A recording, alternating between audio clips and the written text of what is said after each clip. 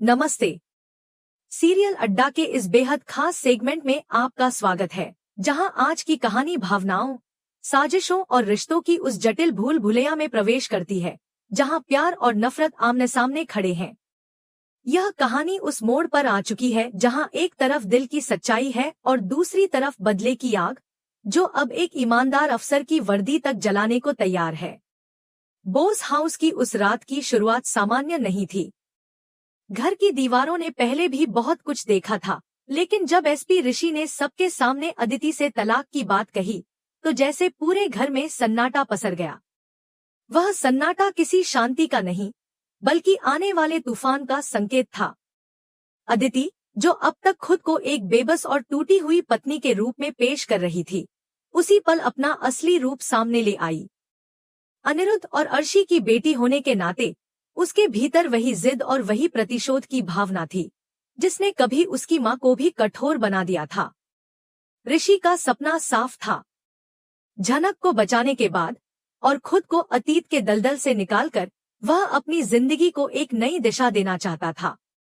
लेकिन अदिति ने तय कर लिया था कि वह यह सब इतनी आसानी से नहीं होने देगी। उसके लिए यह सिर्फ रिश्ता टूटने की बात नहीं थी, बल्कि उसकी हार और अपमान का सवाल बन चुका था। उसने मन ही मन ऋषि के करियर की नींव हिलाने का फैसला कर लिया था। जैसे ही ऋषि ने झनक का जिक्र किया और उसे अपनी रक्षक बताया, अदिति के भीतर छिपी असुरक्षा उफान पर आ गई। उसने पूरे घर के सामने चिल्लाकर कहा कि वह एसपी ऋषि की पत्नी है और वही रहेगी। उसने धमकी दी कि अगर ऋषि ने झनक के पास जाने की कोशिश भी की, तो वह उसकी वर्दी उतरवाकर दम लेगी। उस पल अनिरुद्ध और अर्शी भी स्तब्ध रह गए। अनिरुद्ध, जो खुद अपनी पुरानी यादों और झनक के अस्तित्व से पहले ही उलझा हुआ था, बेटी की हालत देखकर विवेक खो बैठा। अर्शी का गुस्सा हमेशा की तरह झनक पर ही केंद्रित था, लेकिन अब उसके निशाने पर ऋषि भी आ चुका था। मामला तब और गंभीर हो गया जब अदिति ने पुलिस हेडक्वार्टर में फोन करने की बात कही। उसने साफ कर दिया कि वह ऋषि के खिलाफ मानसिक प्रताड़ना और घरेलू हिंसा का केस दर्ज कराएगी। एक पुलिस अफसर के लिए उसकी साख और वर्दी सबसे बड़ी पूंजी होती है, और अदिति यही जानती थी। वह उसी कमजोर कड़ी पर वार कर रही थी। उसने यह भी ऐलान किया कि वह अदालत में साबित करेगी कि ऋषि ने झनक के साथ मिलकर उसे रास्ते से हटाने की साजिश रची है। अदिति का यह रूप देखकर झनक सन्न रह गई। नूतन की बेटी होने के नाते झनक ने हमेशा आत्मसम्मान और सच्चाई को सबसे ऊपर रखा था। वह नहीं चाहती थी कि उसकी वजह से ऋषि की जिंदगी और करियर तबाह हो। लेकिन अदिति यही नहीं रुकी। उसने झनक की आंखों में आंखें डालकर उसे चुनौती दी कि जब केस अदालत में जाएगा, तब झनक को ही गवाह बनकर ऋषि के खिलाफ बोलना होगा। यह चुनौती सिर्फ कानूनी नहीं थी, बल्कि भावनात्मक रूप से झनक को तोड़ने की कोशिश थी। अनिरुद्ध, जो एक पिता के रूप में अदिति के साथ खड़ा था, अब ऋषि को समझाने के बजाय उसे डराने लगा। उसने साफ चेतावनी दी कि अगर सर्विस रिकॉर्ड पर एक भी दाग लगा, तो पूरी जिंदगी की मेहनत मिट्टी में मिल जाएगी। अर्शी ने तो यहाँ तक कह दिया कि झनक जैसी लड़की के लिए अपनी प्रतिष्ठित नौकरी दांव पर लगाना ऋषि की सबसे बड़ी भूल है। कमरे का तनाव इतना बढ़ गया कि हर सांस भारी लगने लगी। ऋषि, जिसने अपराधियों के सामने कभी घुटने नहीं टेके थे, आज अपनी ही पत्नी के रचे कानूनी जाल में खुद को अकेला महसूस कर रहा था। झनक की स्थिति सबसे ज्यादा दयनीय थी। एक तरफ वह आदमी था जिसने उसका हमेशा सम्मान किया और उसके लिए सब कुछ छोड़ने को तैयार था, और दूसरी तरफ वह वर्दी थी जो ऋषि की पहचान थी। झनक जानती थी कि अदिति का दर्द शायद जायज हो, लेकिन उसका तरीका पूरी तरह विनाशकारी था। अदिति ने अल्टीमेटम दे दिया कि अगर तलाक के कागजात वापस नहीं लिए गए, तो वह अगली सुबह शहर के सबसे बड़े थाने में एफआईआर दर्ज कराएगी और मीडिया को बुलाकर ऋषि की छवि एक हिंसक और धोखेबाज पति के रूप में पेश करेगी। यह लड़ाई अब सिर्फ दिलों की नहीं रही थी, बल्कि ओहदे और इज्जत की बन चुकी थी। घर के बड़े बुजुर्ग भी अदिति के इस कदम को सही ठहरा रहे थे। उन्हें लगता था कि ऋषि अपनी मर्यादा भूल चुका है, लेकिन ऋषि की आंखों में अब भी एक अडिग चमक थी। उसने झनक की ओर देखा, मानो उससे पूछ रहा हो कि जिसने उसकी जान बचाई, क्या वह उसकी इज्जत नहीं बचा पाएगी। अदिति का मकसद साफ था। वह चाहती थी कि झनक खुद अपनी जुबान से ऋषि के खिलाफ झर उगले, ताकि ऋषि टूट जाए और वापस उसी के कदमों में आ गिरे। लेकिन वह यह भूल गई थी कि झनक जितनी शांत है, उतनी ही दृढ़ भी है। कियारा गॉसिप की इस पड़ताल में यह भी सामने आया कि अनिरुद्ध की चुप्पी इस आग में घी डाल रही थी। उसे लगता था कि इसी बहाने ऋषि और झनक हमेशा के लिए अलग हो जाएंगे। अर्शी तो और भी आगे बढ़ चुकी थी। वह लगातार वकीलों से बात कर रही थी ताकि सुबह होते ही ऋषि के सस्पेंशन की प्रक्रिया शुरू हो सके। अदिति ने नौकरों तक को आदेश दे दिया कि कोई भी झनक की मदद नहीं करेगा। वह चाहती थी कि झनक इस घर में इतनी अकेली पड़ जाए कि खुद ही भागने को मजबूर हो जाए। इसी बीच ऋषि ने झनक का हाथ थामकर साफ कह दिया कि चाहे उसकी वर्दी चली जाए या उसे जेल जाना पड़े, वह अब इस झूठे रिश्ते को नहीं निभाएगा। यह सुनते ही अदिति और हिंसक हो गई। उसने कमरे में सामान फेंकना शुरू कर दिया ताकि मारपीट का नाटक रचा जा सके। यहाँ तक कि उसने पहले से खुद को चोट पहुंचाने के सबूत भी इकट्ठा कर रखे थे। यह सब देखकर झनक की रूह कांप उठी। अनिरुद्ध और अर्शी इस साजिश को रोकने के बजाय और हवा दे रहे थे। उन्हें लग रहा था कि डर के मारे ऋषि झुक जाएगा। लेकिन जब झनक ने देखा कि अदिति किस हद तक गिर सकती है, तो उसने पहली बार अपनी आवाज उठाई। उसका स्वर शांत था, लेकिन उसमें ऐसी गूंज थी जिसने पूरे कमरे को चुप करा दिया। उसने सीधे अदिति से पूछा कि क्या वह अपने पिता अनिरुद्ध के सम्मान की भी परवाह नहीं करती। वहीं इस सवाल के साथ उस रात का अंधेरा और भी गहरा हो गया। और क्या अदिति सच में यह चाहती है कि समाज उसके पिता अनिरुद्ध पर उंगलियां उठाए और यह कहे कि उनकी बेटी ने अपने ही पति का करियर तबाह कर दिया? शायद कभी किसी को इसकी परवाह होती, लेकिन इस वक्त अदिति किसी की भी सुनने की हालत में नहीं है। उसके सिर पर सिर्फ बदले का जुनून सवार है। उसके लिए अब सही गलत, इज्जत बेइज्जती, परिवार समाज कुछ भी मायने नहीं रखता। उसके मन में बस एक ही जिद है कि अगर ऋषि उसका नहीं हो सकता, तो वह उसे झनक का भी नहीं होने देगी। इस आग में घी डालने का काम अर्शी लगातार कर रही है।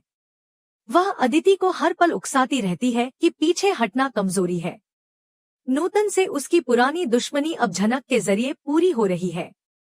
अदिति इस पूरे खेल में सिर्फ एक मुहरा है, असली चालें तो अर्शी चल रही है, ताकि झनक के अस्तित्व को ही हमेशा के लिए मिटा दिया जाए। इसी बीच ऋषि ने जो कदम उठाया, उसने पूरे कमरे की हवा बदल दी। उसने अपनी सर्विस रिवॉल्वर मेज पर रख दी। यह सिर्फ एक हथियार नहीं था, बल्कि इस बात का प्रतीक था कि वह अपनी नौकरी से ऊपर अपनी नैतिकता और अपने फैसलों को रखता है। उसने अदिति की आंखों में आंखें डालकर साफ कहा कि वह किसी भी जांच से नहीं डरेगा और हर सवाल का जवाब देगा। ऋषि का यह आत्मविश्वास अदिति के लिए सबसे बड़ा झटका था। उसे उम्मीद थी कि ऋषि गिड़गिड़ाएगा, माफी मांगेगा और झनक को घर से निकाल देगा। लेकिन यहाँ तो पूरी बाजी ही पलट गई थी। अनिरुद्ध अब भीतर ही भीतर घबराने लगा। उसे समझ आने लगा कि अगर मामला सच में अदालत तक गया और ऋषि ने अपनी ईमानदारी साबित कर दी, तो उसकी अपनी बेटी की बदनामी होगी। लेकिन अर्शी ने उसे चुप करा दिया। उसके लिए सच से ज्यादा जरूरी जीत थी, चाहे उसकी कीमत कुछ भी हो। बोस हाउस का कमरा अब घुटन से भर चुका था। झनक को लगने लगा कि उसे यहाँ से चले जाना चाहिए ताकि ऋषि की नौकरी बच सके। वह धीरे धीरे ऋषि का हाथ छुड़ाना चाहती थी, लेकिन ऋषि की पकड़ और मजबूत हो गई। उसने झनक को इशारे से चुप रहने को कहा और अपनी वर्दी की ओर देखा। वह वर्दी, जिसे उसने सालों की मेहनत और ईमानदारी से कमाया था, आज उसी औरत की नफरत से दागदार की जा रही थी जिसे उसने पत्नी माना था। कियारा गॉसिप की नजरों में साफ दिख रहा था कि अदिति की यह आखिरी चाल दरअसल उसके अपने ही विनाश की शुरुआत है। घरेलू हिंसा के केस में वह झनक को भी सह-आरोपी बनाने की योजना बना चुकी थी। रात गहराती जा रही थी।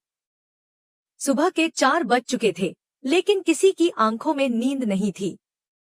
अनिरुद्ध बार बार फोन देख रहा था, जैसे किसी के आने का इंतजार हो। तभी अचानक घर की घंटी बजी। दरवाजे पर पुलिस की एक टीम खड़ी थी। अदिति के चेहरे पर कुटिल मुस्कान फैल गई। उसे लगा कि उसकी जीत हो गई। लेकिन कहानी यहाँ से पलटने वाली थी। पुलिस के साथ जो अफसर अंदर आया, उसके तेवर कुछ और ही इशारा कर रहे थे। अदिति ने बिना वक्त गवाए रोना शुरू कर दिया और अपनी कलाई पर लगे नकली चोटों के निशान दिखाए।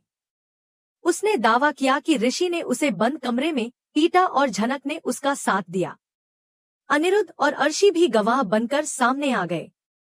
तभी उस पुलिस अफसर ने ऋषि को सल्यूट किया और एक फाइल निकाल ली। उस फाइल ने अदिति के होश उड़ा दिए।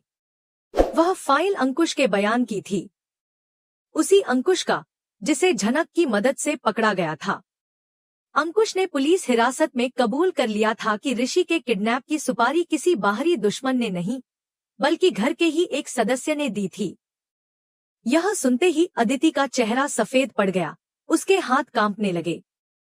फाइल में साफ लिखा था कि जिन पैसों से यह सुपारी दी गई, वह ट्रांजैक्शन सीधे अदिति के बैंक अकाउंट से हुआ था। अनिरुद्ध का चेहरा उतर गया। उसे यकीन नहीं हो रहा था कि उसकी बेटी, जिसे उसने इतने नाजों से पाला, इतनी बड़ी साजिश का हिस्सा हो सकती है। अर्शी ने माहौल संभालने की कोशिश की और चिल्लाने लगी कि यह सब झनक की साजिश है। लेकिन पुलिस अफसर ने उसे कड़ी चेतावनी दी कि जांच में दखल देना भारी पड़ सकता है। इसके बाद एक ऑडियो रिकॉर्डिंग चलाई गई। उसमें अदिति और अंकुश की बातचीत साफ सुनाई दे रही थी, जिसमें अदिति कह रही थी कि ऋषि को खत्म कर दो ताकि झनक पर इल्जाम लग सके।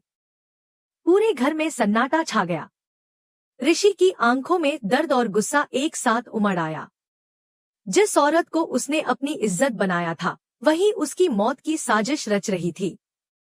अदिति अब अनिरुद्ध के पैरों में गिरकर रोने लगी और इसे अपनी गलती बताने लगी, लेकिन अब बहुत देर हो चुकी थी। पुलिस ने हथकड़ियां निकाल ली। अर्शी पागल सी हो गई और पुलिस से उलझने लगी। अनिरुद्ध हाथ पैर मारता रह गया, लेकिन कानून के सामने सब बेबस थे। पुलिस जब अदिति को ले जाने लगी, तो झनक बीच में आ गई। उसने ऋषि से गुजारिश की कि अदिति को गिरफ्तार न करवाए, ताकि परिवार की इज्जत बच सके। लेकिन अदिति ने इस एहसान को भी ताने में बदल दिया। माहौल इतना बिगड़ गया कि पुलिस को बल प्रयोग करना पड़ा। अदिति पुलिस जीप में बैठा दी गई। बोस हाउस की इज्जत धूल में मिल चुकी थी। ऋषि ने अपना इस्तीफा वापस लेने से मना कर दिया। उसे लगने लगा था कि निजी रिश्तों ने उसकी ड्यूटी को प्रभावित किया है। झनक ने भी फैसला कर लिया कि वह किसी के सहारे नहीं, बल्कि अपने दम पर आगे बढ़ेगी। उसने ऋषि के साथ जाने के बजाय अलग रास्ता चुना। अगली सुबह मीडिया घर के बाहर जमा हो गया। अदिति जेल जा चुकी थी, लेकिन जाते जाते वह एक नया राज छोड़ गई। उसने संदेश भिजवाया कि नूतन की मौत से जुड़ा सच अभी अधूरा है। इस खुलासे ने झनक को हिला दिया। कहानी अब एक नए रहस्य की ओर बढ़ चुकी थी, जहां हर रिश्ता और हर सच फिर से सवालों के घेरे में था।